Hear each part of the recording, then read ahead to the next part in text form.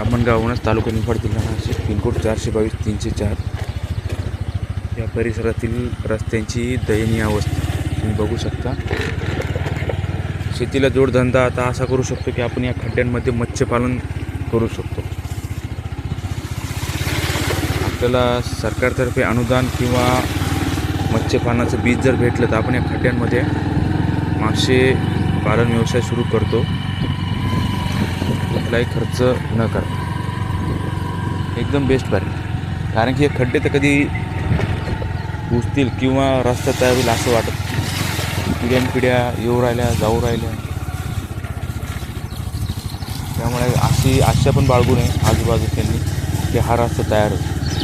खूप सरपंच आले गेले, गावप्रतिनिधी आले गेले, पैसे आले गेले, रस्ता होणार नाही. तुम्ही बघू शकता व्हिडिओमध्ये गाडी 10 ते 15च्या स्पीडनं चाललेली आहे. आणि अशा रस्त्यांमधून स्कूल बस पण येत नाही, रस्त्यांवर स्कूल बस पण येत नाही आणि इमर्जन्सी सेवा पण होत नाही. कोणी आजारी पडलं तर तिकडं खाली पूल नाही, फुगाव शिवारात मजबूत पूल नाही. मग इथून ब्राह्मणगावरून वनसगाव आणि मग खाली असा प्रवास करावा लागतो. खूप खडतर प्रवास आहे आता.